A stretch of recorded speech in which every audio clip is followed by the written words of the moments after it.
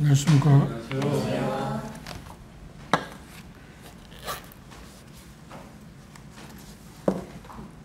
오늘은 계시록 17장에 있는 말씀입니다.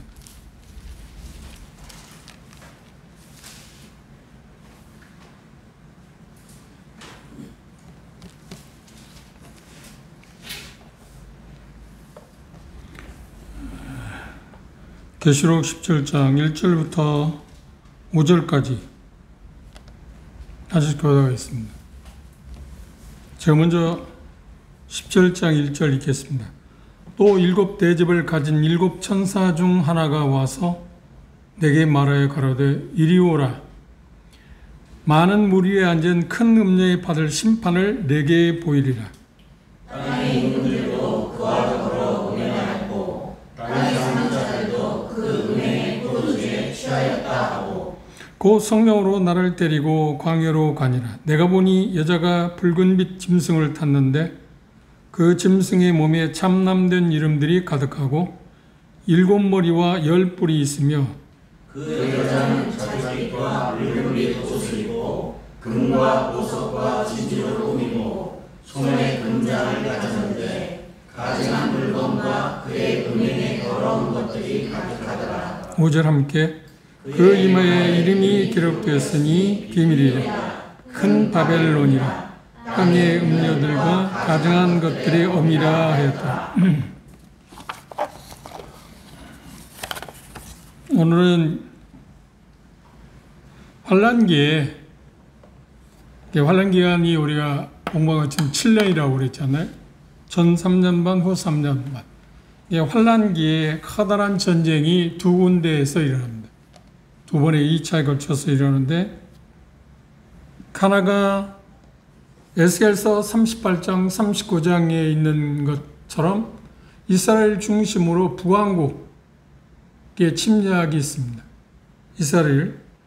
그리고 우리가 그 전에 본 것처럼 마지막 전쟁이라고 하는 아메게돈 전쟁이 일어납니다.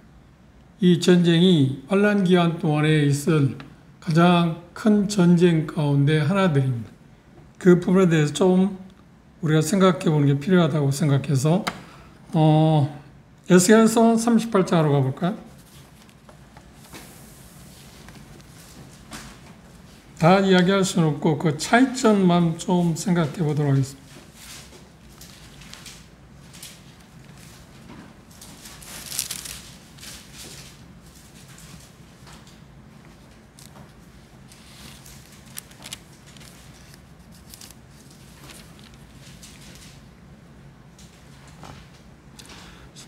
에스겔 38장 1절 여호와의 말씀이 내게 임하여 가라사대 이제 너는 마국 땅에 있는 곧 노스와 메섹과 두발 왕에게로 얼굴을 향하고 그를 쳐서 예언하여 이르기를 주 여호와의 말씀에 노스와 메섹과 두발 왕 고가 내가 너를 대적하여 너를 돌이켜 갈고리로 내 아가리를 꿰고 너와 말과 기병 곧 내 모든 군대를 끌어내되 완전한 갑옷을 입고 큰 방패와 작은 방패를 가지고 칼을 잡은 큰 무리와 그들과 함께한 바 방패와 투구를 갖춘 바사와 구스 붓 고멜과 그 모든 떼와 극한 북방의 도갈마 족속과 그 모든 떼 곧 많은 백성의 무리를 너와 함께 끌어내리라.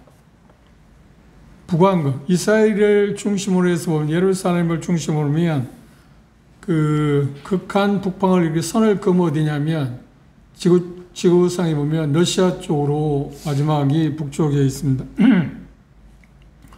여기에 당시에 여러 고대 지명들이 나오는데 현대 지명에 비추어서 손색이 없이 러시아에 대한 이야기라고 일반적으로 그렇게 받아들이고 있습니다. 그런데 그들을 하나님께서 예루살렘으로 이끌어온다고 말씀했습니다. 어떻게 표현했나요? 여기 표현 가운데서 하나님이 하시는 일입니다. 그들이 자원해서 하겠다는 게 아니고 하나님이 하시는데 어떻게 표현하고 있냐면 갈고리로 그들의 아가리를 꿰고 이스라엘 산에 이르게 한다. 이것이 환란 기간 초반부에 7년이 있는데 초반부에 있을 전쟁이라고 이야기합니다. 왜냐하면 이 전쟁 기간이 7년에 걸린다고 표현하고 있기 때문에 3년 정도 걸리는데 그 전쟁 무기를 태우는데 7년이라는 시간이 흘리기 때문에 천년왕국이 시작하니 그런 일이 벌어지지 않지 않겠어요?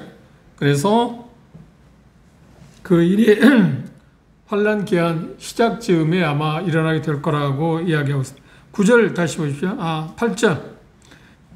그들을 이끌어 오는데 어떻게 하냐면 여러 날 후 곧 말년에 내가 명령을 받고 그 땅을 곧 오래 항모하였던 이스라엘 산에 이르게 할 텐데 그 땅 백성은 칼을 벗어나서 열국에서부터 모여들며 오며 이방에서부터 나와 다 평안히 거하는 중이라. 그러면 우리가 본 것처럼 이스라엘 백성들이 진정한 평화를 누리기 시작한 데 언제인가요? 적그리스도에 의해서 평화가 조약되고 그래서 그들이 평화를 누리게 된 그때, 그것을 여기 말씀에는 말년이라고 표현했습니다. 그때 뜻밖의 하나님께서는 북왕국 연합국을 통해서 이스라엘을 침략하게 한다고 그렇게 말하고 있습니다. 11절에 보시면 말하기를 내가 평안히 고운들로 올라가리라. 성벽도 없고 문이나 빗장이 없어도 염려 없이 다 평안히 가는 백성에게 나아가서 물건을 겁탈하며 노락하리라 하고 내 손을 들어서 황무하였다가 지금 사람이 거처하는 땅과 열국 중에 모여서 짐승과 재물을 얻고 뭐라 하네? 세상 중앙에 거하는 백성을 치고 잘 때. 지도를 한번 보시면 세계 지도를 보시면 저기 세계 지도 있네? 자세히 안 보입니다. 잘 모르고. 세계 지도를 보시면 우리나라가 어디에 있나요? 그러니까 세계 지도를 보시면 미국, 카나다, 그러니까 북아메리카, 남아메리카가 어디가 있나요? 우리나라 보면 오른쪽에 있잖아요. 근데 원래 지도상에는 어디로 가야 하냐면 완전 왼쪽. 그러니까 우리나라 동방이니까 우리나라 완전히 동쪽에 있고 그런 쪽에서 지구를 계산해 보면 이스라엘이 중심입니다. 이스라엘이 중심. 그게 진정한 세계 아마 지도라고.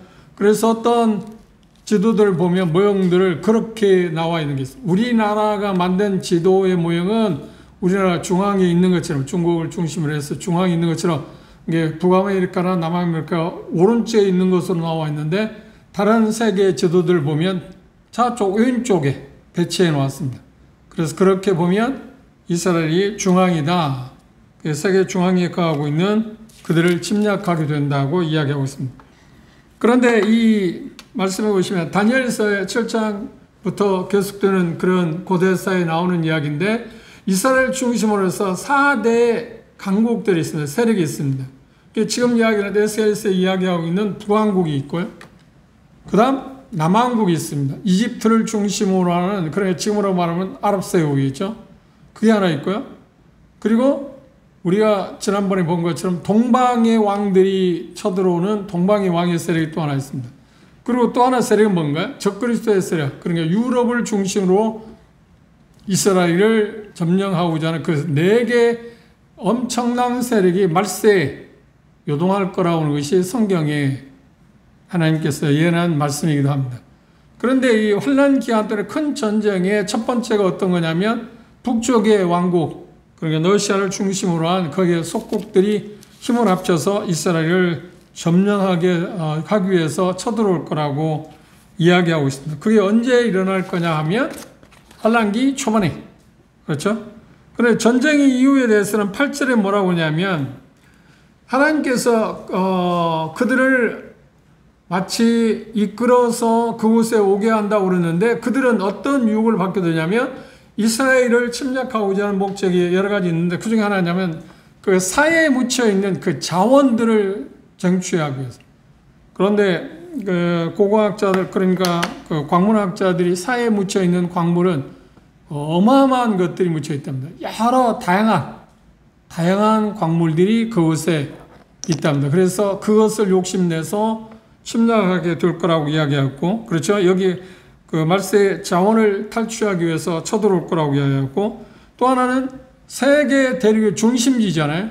그걸 교두보를 확보하기 위해서 그렇게 지금 하고 있다. 그런데 현재 세계사를 보면, 현재 일어나고 있는 걸 보면 러시아는 저쪽 유럽이나 어떤 그로 진출하기 위해서는 반드시 어느 쪽을 거쳐가냐면 터키나 시리아 아니면 이란, 이라크를 통해서 지중해로 침략할 수 접근하고 결국은 어디로 와야 하냐면 이스라엘을 넘어서야 하잖아요. 그게 교도부를 확보하는데 세계를 지배하기 위해 재편하기 위해서는 그게 지리적인 입장이기 때문에 그런 이유로 이스라엘을 침략하게 될 거라고 이야기하고 있습니다. 그런데 그 시기가 언제라고 그러냐? 말년에, 그래 말년이라고 하는 말은 조금 전에 말씀드린 것처럼 환난기한 초만에 라고 이야기할 수 있습니다. 초만이라고 하는 말은 뭐냐면 적그리스도에 의해서 이스라엘 백성들의 평화조약이 성립된 직후에 그 일이 일어날 거다. 그런데 우리가 이제까지 공부한 것처럼 적그리스도는 본색을 드러난 때가 언제라고요? 후 3년 반에, 드디어 후 3년 반에 본색을 드러낼 거라고 그랬습니다. 우리가 지금 공부하고자 하는 계시록 17장에 음녀에 대한 이야기를 하고 있는데 음녀에 대해서 처음에는 전 3년 반에는 음녀가 누구를 지배하는 거예요? 적그리스도를 지배하고 있어. 그를 타고 있어요. 짐승을 타고 있다. 지배하고 있다. 그런데 어느 시간이 되면 적그리스도가 그 음녀를 말살시키고 불에 태우고 그리고 나서 자기가 모든 세력을 확장한다. 그리고 13장에 본 것처럼 적그리스도가 일어났을 때 어떤 일을 하는가요? 거짓 선지자가 도움을 받아서 사단에 의해서 도움을 받아서 그가 하나님이라고 해서 우상을 세우고 숭배를 받지 않나요? 그럼 그때는 언제일까요? 바로 거짓, 그러니까 음녀를 지배한 직후. 그러니까 음녀는 언제 멸망할 거냐 하면 초기에 발생하겠지만 환난 기간에 초기에 활동을 하겠지만 초기에는 어떠냐면 모든 제국을 누가 지배하고 있다고요? 음녀가 지배하는 쪽으로 나와 있습니다. 그러나 3년 반이 흐를 그 즈음에 적그리스도가 본성을 드러내서 그 음녀를 짓밟고 불태우고 이제 세상에 자기가 하나님이라고 그런 모습이 17장에 나와 있습니다. 그런데 14장에 나와서 구체적으로 공부할 그 내용들을 살펴보기로 하고요. 그래서 이 전쟁은 북왕국 이스라엘을 침략하는 전쟁은 환란기의 초반일 거다. 그런 장소는 어디냐면 이스라엘 산입니다. 그렇죠? 이스라엘이 침략한다. 그런데 그걸 누가 시작한다고요? 그들이 자원에서 자원을 뺏기 위해서나 교도부를 확보하기 위해서 오는 것은 사실이지만 그런 유혹을 갖게 하고 이끌어오는 분은 누구냐면 하나님이라고 그랬습니다. 하나님이 이끌어온다. 그렇게 했습니다. 그런데 전쟁의 결과는 무엇인가요? 18절에서 23절에 보면 하나님의 징벌을 받아서 북왕국이 멸망하게 됩니다. 괴멸하게 될 거라고 그랬습니다. 그래서 마태복음 28장 28절에 보면 하나님의 큰 잔치에 와서 새들로 하여금 먹으라고 하는 그런 내용이 나와 있습니다. 그때 아마 이 일들에 대해서 이야기할 거다. 그런데 매장 기간이 약 7개월이 걸칠 거고 그들이 이스라엘 침략으로 왔을 때 갖고 왔던 그런 무기들을 태우는 시간이 얼마냐면 7년이나 필요하다. 그래서 무기를 우리가 일반적으로 얘기할 때 무기가 다 쇠로 만들어진 거 아닌가요? 그렇죠. 그런데 놀랍게도 탱크, 우리나라에서 지금 탱크를 만들어 갖고 지금 많이 외국에 팔고 있어. 폴란드에 그 공장도 만들어 갖고 지금 엄청나게 자원을 확보하고 있지 않나요? 그런데 놀랍게도 그 러시아에서 개발한 그 탱크가 뭐냐면 나무로 만든 탱크가 있다. 우리가 일반적으로 하는 나무가 아니라 그걸 압축하고 해서 쇠보다 더 단단하게 만든. 그러니까 그걸 태우기 위해서는 얼마나 시간이 걸릴까요? 엄청난 시간이 걸리는데 여기 본문에는 뭐라고 하냐면 7년이 걸릴 거라고 했어요. 그래서 7년이면 반드시 환란기간 초반에 있을 거라고 39장 9절에 10절에 7년의 소각기간이 걸린다고 이야기했습니다. 그것과 비교해서 이제 두 번째 아메겟돈 전쟁은 계시록 14장 19절 16장 12절 16절에 보면 19장에도 나와 있습니다. 아메겟돈 전쟁이 최후가 19장에 나와 있는데 우리가 이제 16장에서 본 것처럼 시기는 언제냐고요? 시기는 예수 그리스도에서 재림하기 직전. 환란 기간의 마지막 부분에 일어난. 그러니까 북왕이 침략하는 거하고 지금 비교하기 위해서입니다.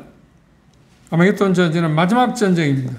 그리고 우리가 지난 시간에 16장 15절에 본 것처럼 내가 도적같이 올 거다. 도둑자리 올 거다. 그래서 그때는 마지막 시기. 그때 이 아메겟돈 전쟁이 일어날 거라고 그랬습니다. 장소는 어디라고요? 그렇죠. 학살의 뜻을 갖고 있는 아마겟돈입니다. 러시아가 이스라엘 침략하는, 북왕국이 이스라엘 침략하는 것은 어디로 온다고요? 그건 예루살렘을 중심으로. 그렇죠? 이 장소가 좀 다릅니다. 그 다음 전쟁의 이유는 무엇인가요? 아마겟돈 전쟁의 이유는 뭔가요? 북왕국이 이스라엘 침략하는 전쟁의 이유는 두 가지 하겠습니다. 자원을 확보하기 위해서, 교두보를 확보하기 위한 거고, 아마겟돈 전쟁의 이유는 뭔가요? 하나님의 주권적인 것에 의해서, 하나님의 주권에 의해서 열방을 심판하기 위해서, 죄에 대해서 완전히 심판하고 주님의 나라를 세우기 위해서 하나님께서 하시는 일입니다. 그런데 우리가 본 것처럼 16장 13절에 우리가 지난 시간에 공부한 것처럼 아마겟돈 전쟁은 누가 이 일들을 이끄는가요? 사단의 술수라고 하잖아요. 거짓 속임에 의해서 열국으로 하여금 아마겟돈에 모여서 이스라엘 백성들과 전쟁하게 될 거라고 이야기했습니다. 그리고 그것에서 결국은 어떻게 한다고요?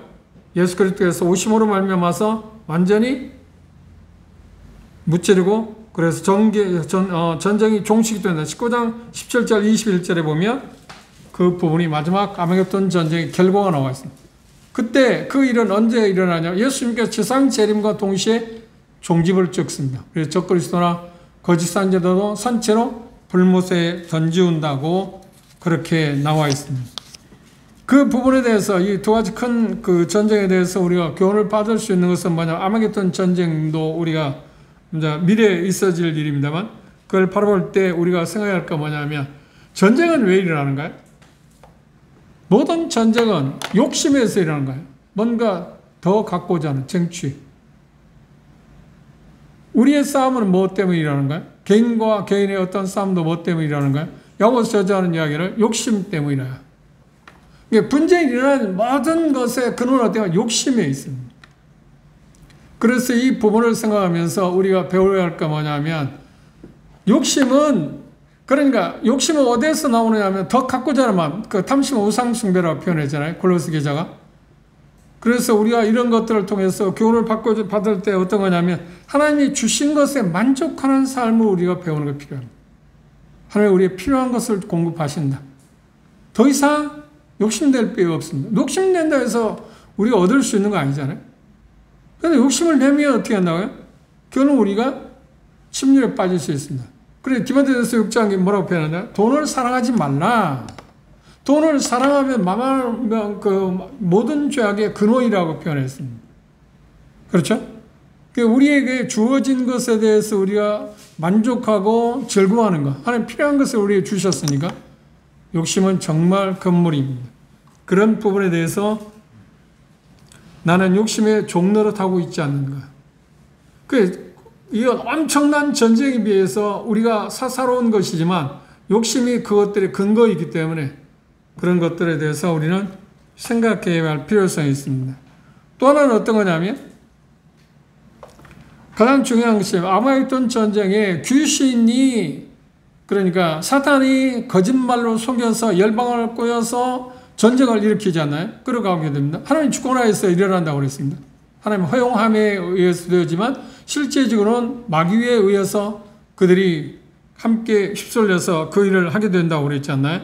그래서 우리들은 이 세상에 살아갈 때 정말 잘 분별하는 게 필요합니다. 분별력을 키우는 것. 그렇죠? 그리고 또 하나는 뭐냐면 거짓 가르침, 거짓된 것에 우리가 미혹되지 않는, 현혹당하지 않도록 우리는 조심할 그런 필요성이 있습니다. 그래서 어떤 면에서 보면 우리의 삶 가운데는 양자택일이 많습니다. 거짓된 것, 그런 어떤 유혹을 받게 될 때 그것에 내가 끌려가고 그것에 대해서 우리가 순종할 거냐, 아니면 그걸 거절할 거냐 하는 그 부분들, 그런 것들을 우리가 조심스럽게 생각하는 게 필요할 거라고 생각합니다. 그리고 두 번째로 오늘 여기 말씀에서 본문에 돌아와서 이제 생각해 봅시다. 요한계시록. 참고적으로 아마겟돈 전쟁하고 북방 왕의 이스라엘을 침략하는 환란 기간 동안의 가장 큰 전쟁이 두 가지 차이점들을 살펴봤습니다. 요한계시록 17장으로 돌아와서 본문에 돌아와서 본문을 접근하기 전에 지금 개론적인 의미에서 바벨론에 대한 이야기입니다. 바벨론에 대한 이야기를 우리가 좀 생각해 봐야 합니다. 17장은 지금 바벨론에 대해서 이야기하고 있는데 바벨론은 뭘 이야기하느냐? 상징적인 언어로 나와 있습니다. 큰 음녀를 비밀이라고 말하고 그 이름이 뭐냐고 할 때 바벨론이라 칭한다 그렇게 표현했습니다. 이 바벨론이라는 말은 성경에 어떤 학자는 말을 거의 한 300여 회 바벨론이라는 단어가 나온다고 이야기했습니다. 맨 처음에 바벨이라는 말이 언제 나왔을까요? 그렇습니다. 창세기 11장 바벨탑을 쌓은 사건부터 시작됐습니다. 그 부분을 우리가 돌아서 볼까요?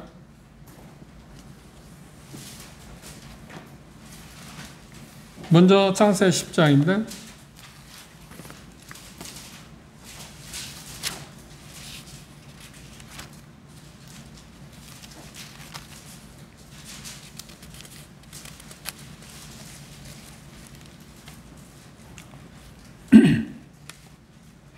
창세기 10장 8절 9절 읽어봅시다. 시작. 구스가 또 니므롯을 낳았으니 그는 세상에 처음 연거리라. 그가 여호와 앞에서 특이한 사냥꾼이 되었으므로 속담에 이르기를 아무는 여호와 앞에 니므롯 같은 특이한 사냥꾼이로다. 여기 니므롯에 말할 때 뭐라고 하냐면 특이한 사냥꾼이다. 특이한 사냥꾼이라는 말은 우리가 생각할 때 뭐 사자나 뭐 그런 것들을 잡을 수 있는 사람이라는 말이 아닙니다. 배경을 자세히 보시면 근데 바벨론에 대해서 우리가 항상 생각을 해서 지금 17장의 종교적인 전 세계 그러니까 배도한 종교적인 것들에 대한 심판에 대해서 지금 요한계시록 17장을 이야기하고 있고 18장에는 세계의 정부 적그리스도를 중심으로 한 그 제국의 멸망에 대해서 이야기하고 있는 게 요한계시록 18장의 내용입니다. 그런데 동일하게 바벨론이라는 말을 쓰고 있습니다. 그래서 바벨론에 대한 배경을 우리가 아는 것이 성경에서 아는 게 참 대단히 필요하기 때문에 그 부분에 대해서 우리가 접근해 보는 게 필요하다고 생각합니다. 자, 구스가 누구인가요? 여기 보면 구스가 그렇죠. 함의 아들입니다. 함은 아버지가 누군가요? 노아입니다. 노아 할아버지가 포도나무를 재배하고 술에 취해가지고 벌거벗은 채 어떻게 했어요? 그렇죠. 대단히 부끄러운 모습을 보였습니다. 그런데 둘째 아들인 함이 그걸 보고 자기 형들에게 가서 말했습니다. 아버지의 수치를 드러내는 겁니다. 형들에게 말하기를 아버지가 지금 술이 취해서 다 벌거벗고 있다. 그런데 그 말을 듣자 두 형제는 어떻게 했나요? 그걸 보지 않고 어떻게 했나요? 뒷걸음질 쳐가지고 그 아버지의 수치를 가리웠습니다. 그런데 노아가 술 취했다가 깨어나서 보니까 그 사실을 알았습니다. 그 사실을 알고 노아는 지금 세 형제들에 대해서 미래에 대해서 어떤 일이 있을 것인가에 대해서 이야기를 했습니다. 예언을 했습니다. 자, 한번 보십시오. 18절 보십시오. 9장 18절로 넘어가 봅시다.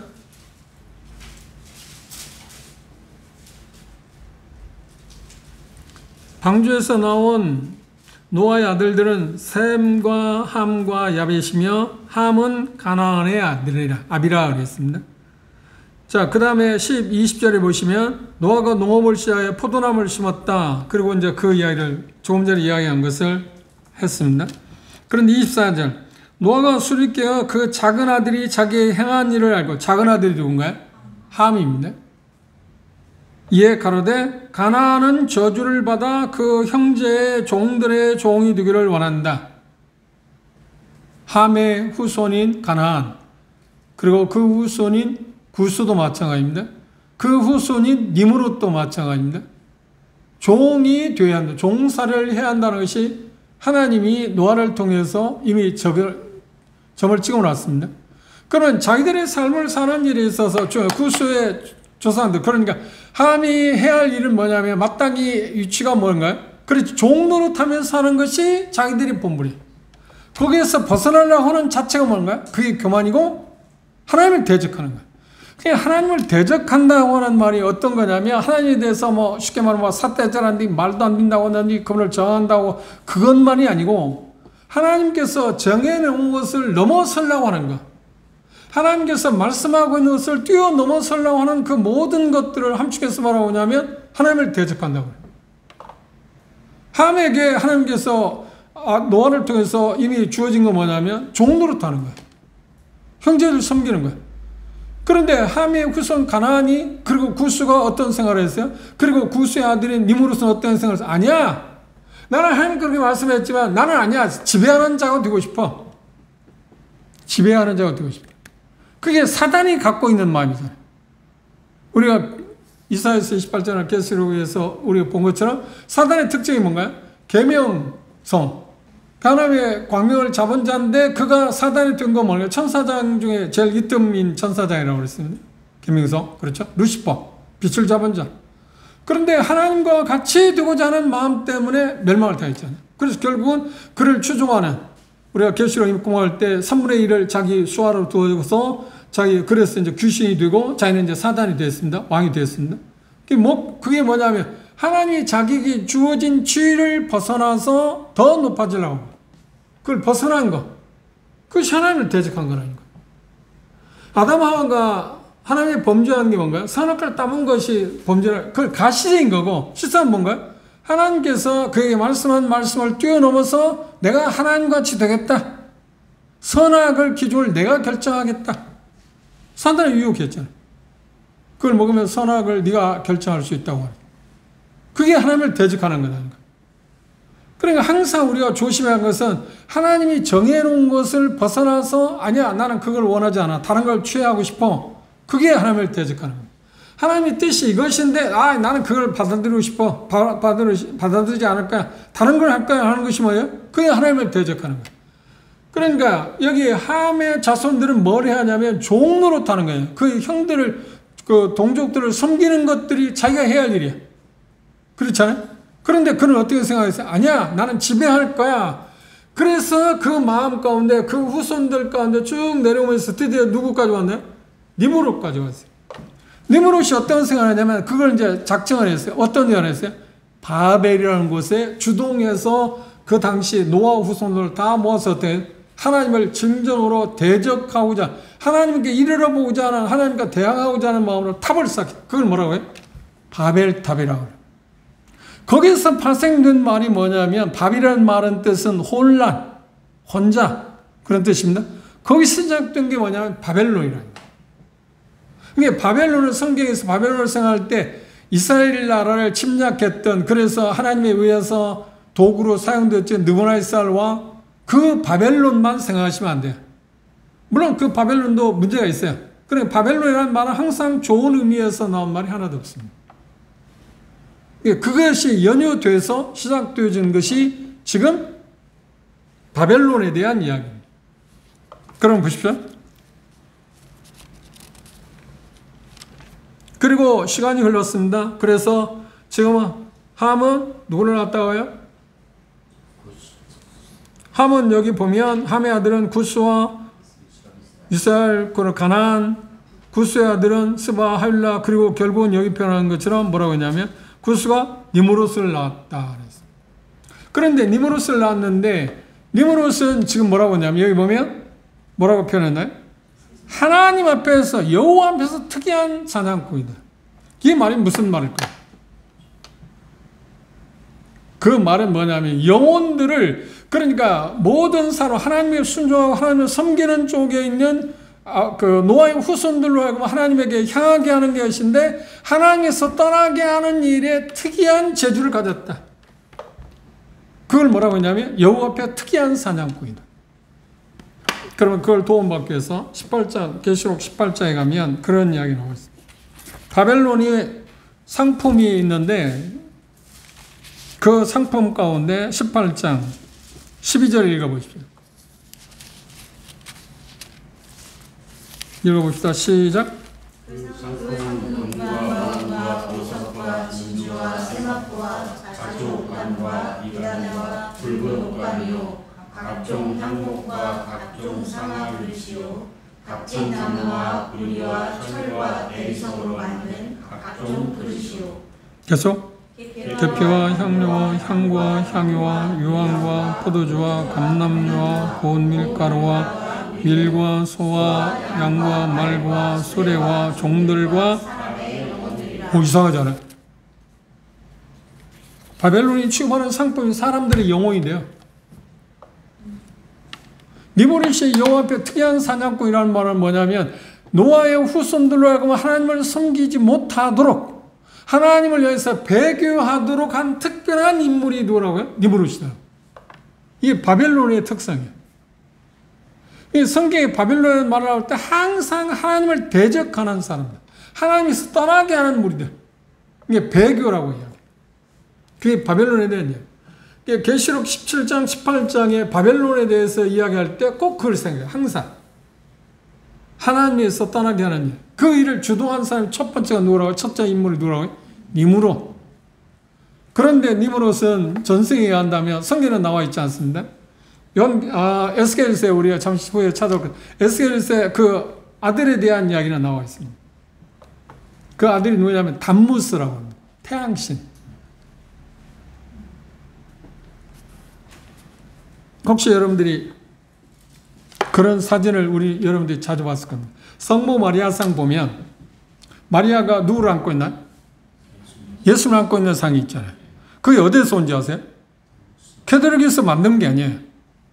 이 니무롯의 어머니가 그 아들을 낳았을 때 안고 있는 모습이 그게 바뀌어졌어요. 캐드릭이 와서.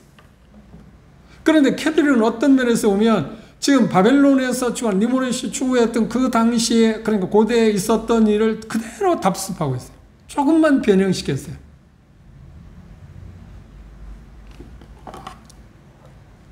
좀 더 나가봅시다. 그런데 그가 여기 보면 니무롯 같은 특이한 사냥꾼이라고 그러고 10절 보십시오. 그의 나라는 어디라고요? 시날 땅의 바벨과 그렇죠. 바벨이에요. 이제. 그런데 그곳에 뭘 쌓았다고요? 이제 드디어 바벨탑을 쌓았습니다. 11장으로 돌아보십시오. 시날 평지라고 했잖아요.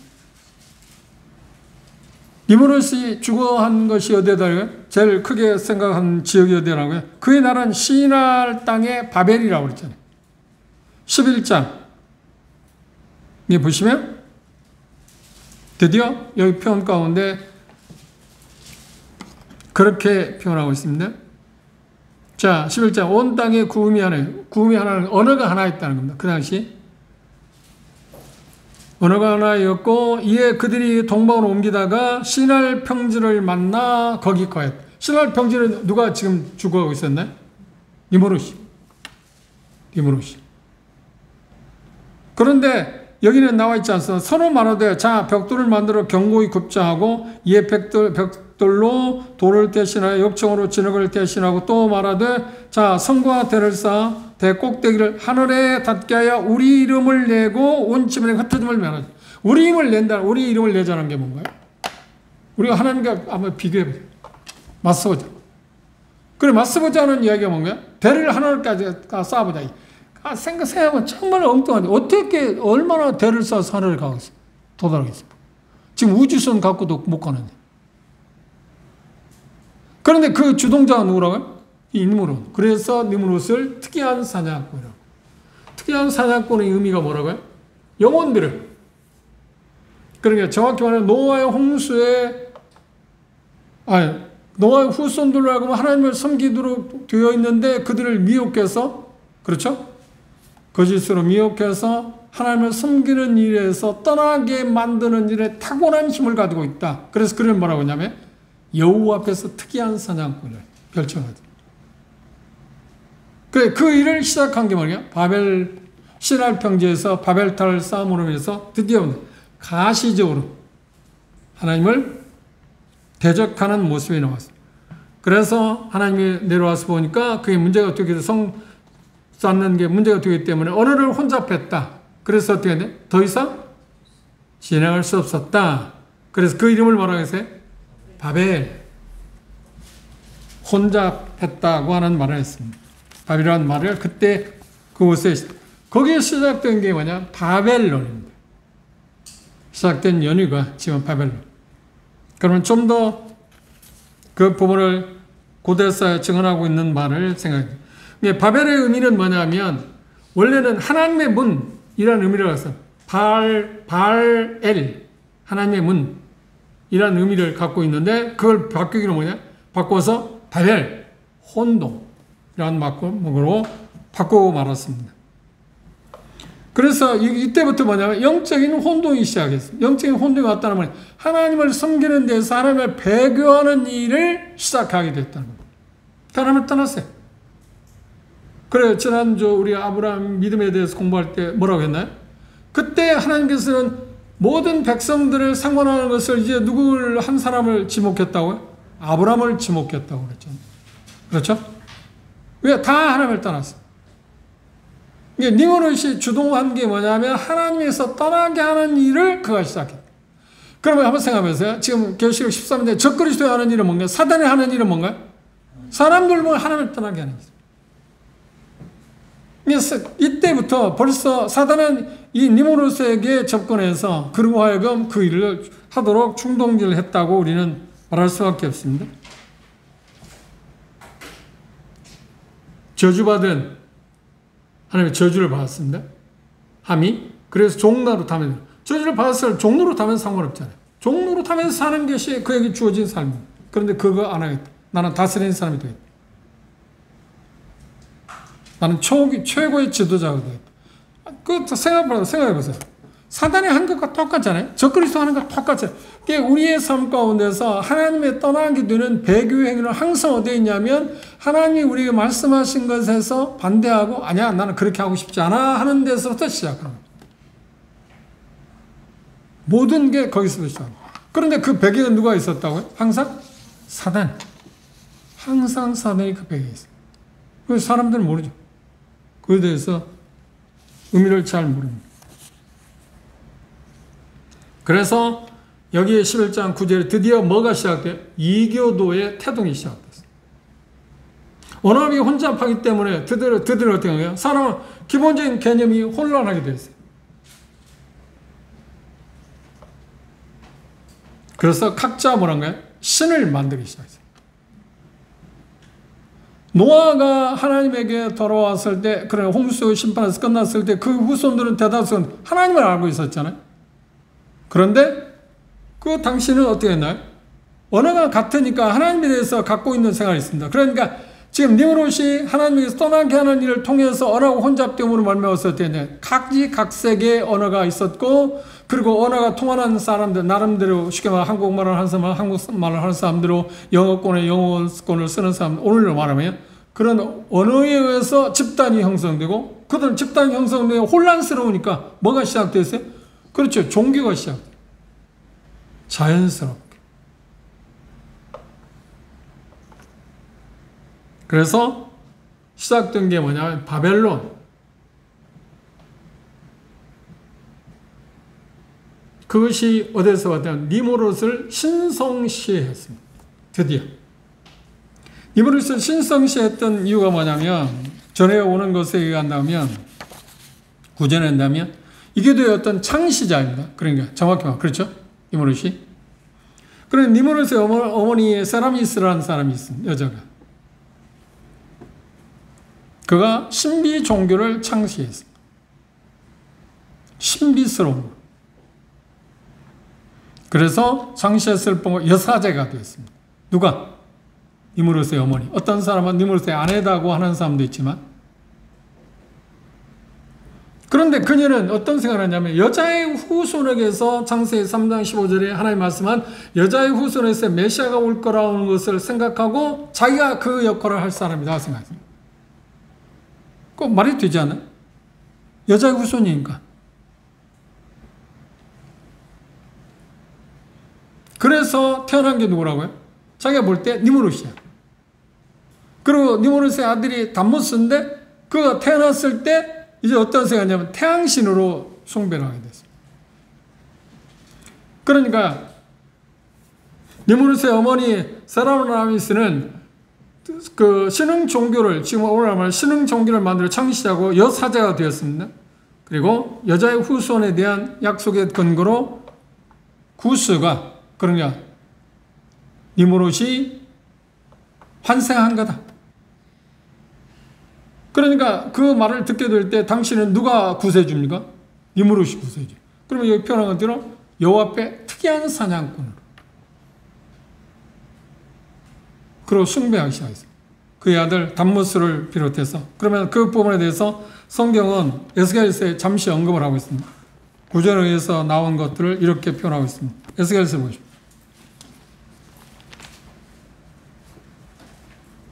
8장입니다. 먼저 에스겔서 먼저 보십시오.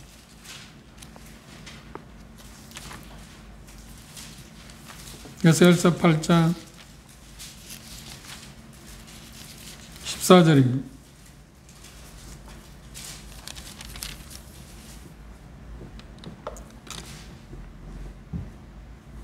읽어봅시다. 14절 시작. 그가 또 나를 데리고 여호와 전으로 들어가는 북문에 이르시로 보니 거기 여인들이 앉아 담머스를 위하여. 그게 여기 에스겔서의 시대에 와서 이미 전해 내려왔어. 자연스럽게. 이 기도가 이스라엘 백성은 당시 누구를 유일신 하나님을 섬겨왔잖아요. 그런데 그들에게는 이미 수많은 잡다한 종교가 들어왔잖아요. 바알부터 시작해서 여러 종교가 들어왔는데 이 니므롯의 아들 담무스를 섬기는 게 이미 파급돼요. 그러니까 그걸 자세히 보니까 이건 비밀인다고 생각했는데 많은 여인들이 그를 섬기면서 애곡하고 있었다. 예레미야서를 보십시오. 7장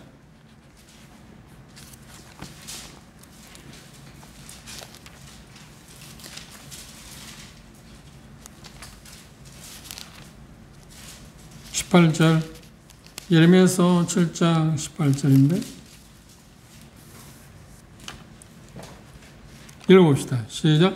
자식들은 나무를 줍고 아비들은 불을 피우며 부녀들은 가루를 반죽하여 하늘 항우를 향하여 가지를 만들어 그들이 또 다른 신들에게 전제를 부음으로 나의 눈.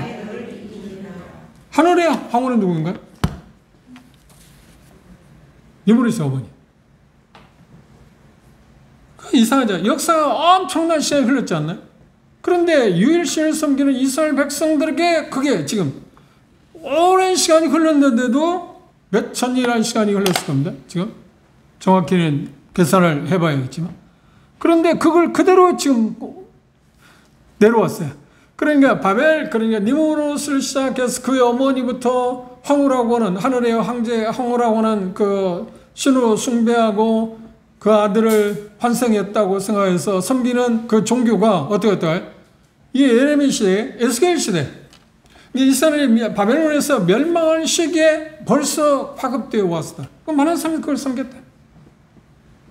그를 위해서 제사하기 위해서 뭘 만들고 있잖아. 정말 무서운 일입니다.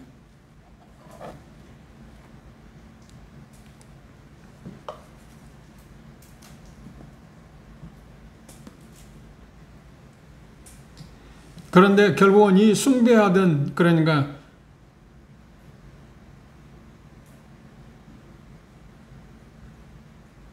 태양신 그러니까 니므롯이 죽어서 태양신이 되었다고 담무스가 되었다고 하는 그걸 숭배하는 거나 그의 어머니를 숭배하는 하늘의 황후를 숭배하는 그것들이 어디에 왔나요? 지금 유대교라는 이 옷을 입고 둔갑을 한 겁니다.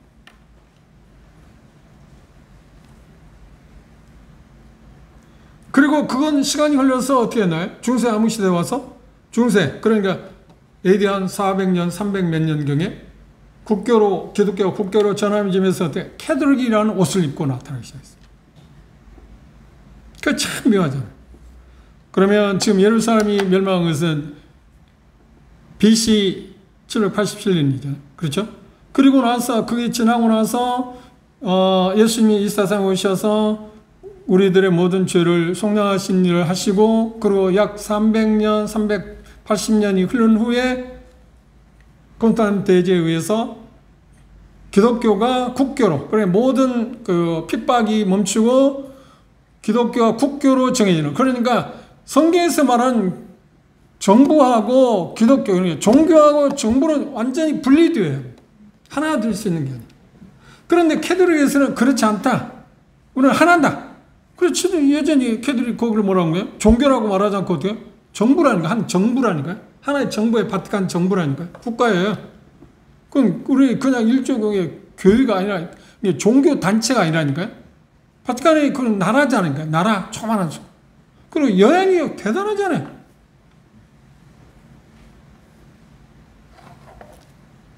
그때 그걸 오게 되었습니다.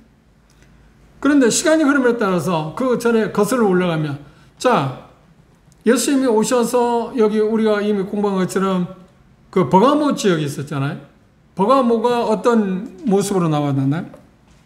버가모는에서 우리가 본 것처럼 바벨론의 멸망 후에 버가모는, 그러니까 바벨론의 본거지를 어디로 옮겼냐면, 우상 숭배하는 거 어디로 옮기냐면 버가모로 옮겼습니다. 그래서 버가모에 대해서 뭐라고 했냐, 사단의 유가 있는 곳이라고 계시록 2장 11절에 우리가 공부했잖아요. 사단의 거처 버가모. 그런데 버가모에서 드디어 이제 어디로 옮겼나요?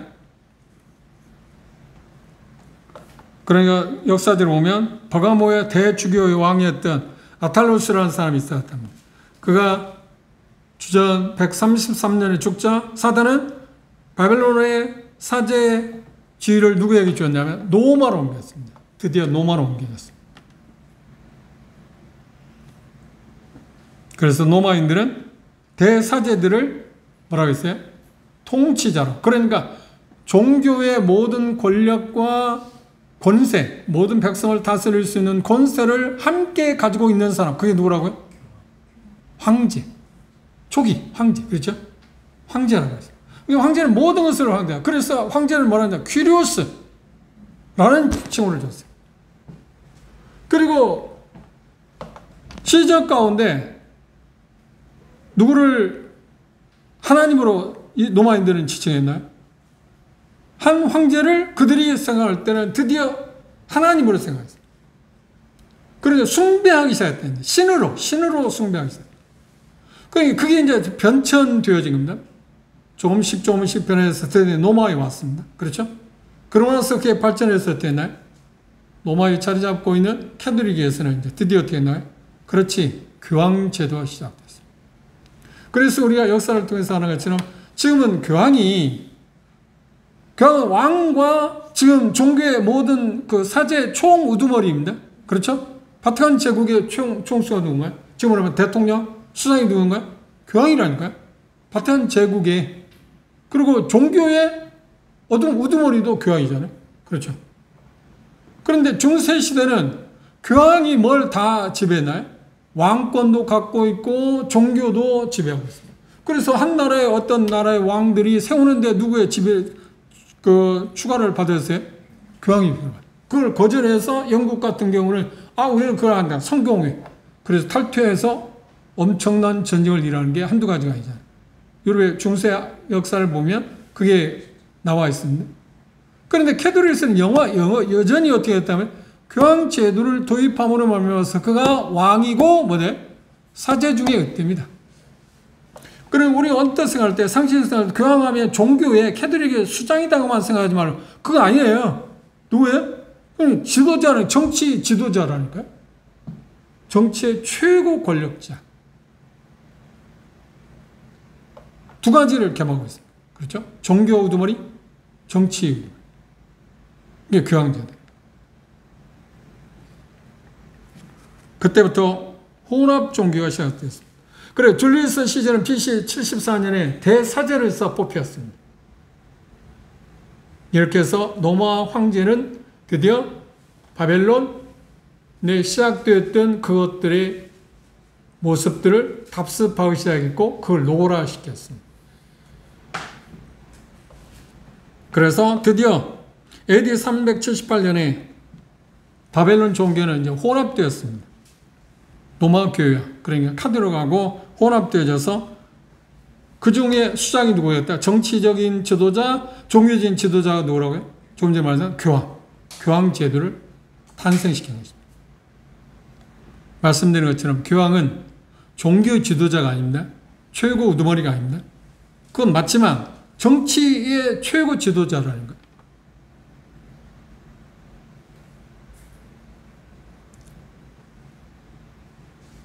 캐톨릭의 본질을 우리가 잠시 생각해 보면 기독교, 유대교, 신비한 바벨론교, 이교도가 혼합되어 있는 것입니다.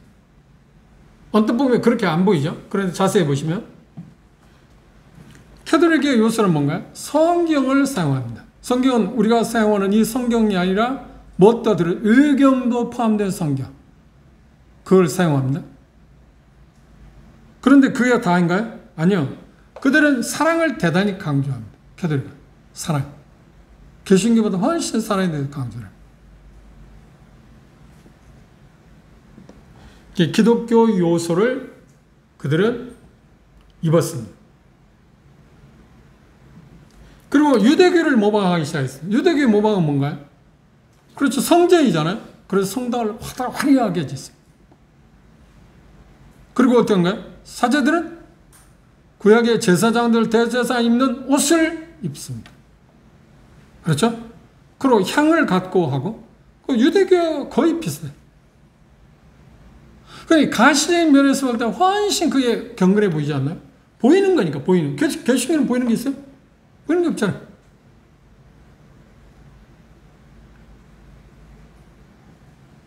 그리고 절기를 준수합니다. 사순절이니, 뭔 절기니, 뭔 절기니, 수없이. 우리는 이 절기 문제에 대해서 좀 조심해야 할 필요성이 있습니다.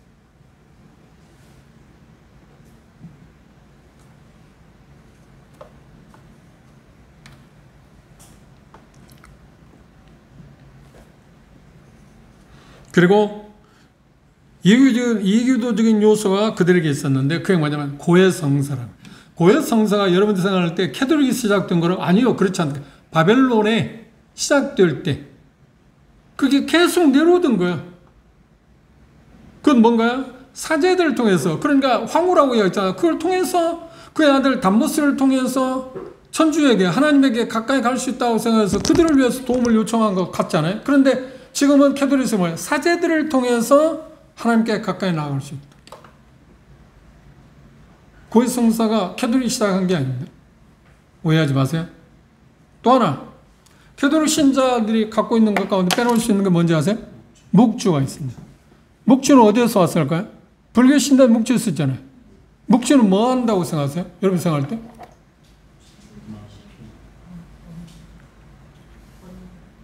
신비적인 이교도들이 사용한 것들. 신비적인 요소가 있어요. 우리 언뜻 볼 때 그걸 이렇게 하나씩 하면서 마음이 어떤 수련하고 하는 것처럼 보이잖아요. 불교는 그런 거 있잖아요. 이 세상의 종교들은 거의 다 불교가 되든 힌두교가 되든, 묵주는 불교에서나 힌두교도 쓰고 있습니다. 그냥 캐톨릭에서도 쓰고 있습니다. 언뜻 보기에는 대단히 신비적인 요소가 있어요. 그렇죠? 그리고 뭐 마음 수양 쌓고 어떤 뭐 절제하고 하는데 필요한 것처럼 보이지만 그게 아니고 신비적인 요소가 사용되는 게 뭐냐? 묵주입니다. 그걸 받아들였어요. 누가 시작했다고요? 바벨론의 이교도의 시작 때.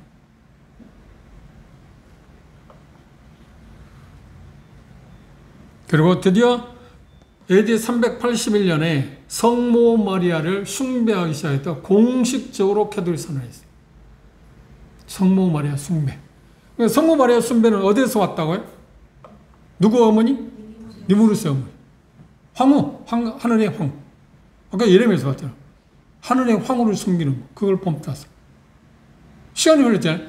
그러니까 니무르스 어머니 하늘의 황후를 숨기던 게 예레미야에서 에스겔서에서 나오는 그 시간이 많이 흘렀는데 그게 유대교에 이미 들어와 있고, 근데 오랜 시간이 흐른 후에 드디어 어디 왔다고요? 381년에 캐톨릭에서는 성모 숭배를 시작했습니다. 그러니까 철저하게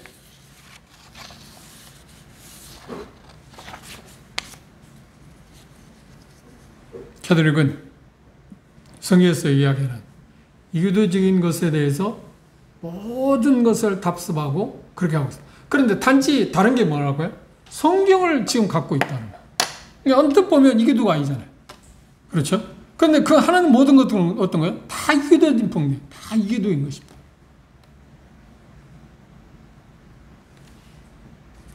이게 지금 방금 이야기한 간추려서 얘기한 바벨론에 대한 태생부터 시작해서 지금 현재 이끌어오는 모습입니다. 그러면 지금 본론에 들어가서 지금 큰 음력, 이제 10절장에 와서 우리가 읽었습니다. 큰 음녀에 대한 이야기가 뭐냐고 할 때 여기 표현한 것처럼 큰 음녀의 이름이 뭐냐고 할 때 뭐라고 했나요? 비밀이라 신비적인 요소가 있다 그랬어요. 그럼 지금 제가 설명한 게 그것 때문에 설명한 거예요.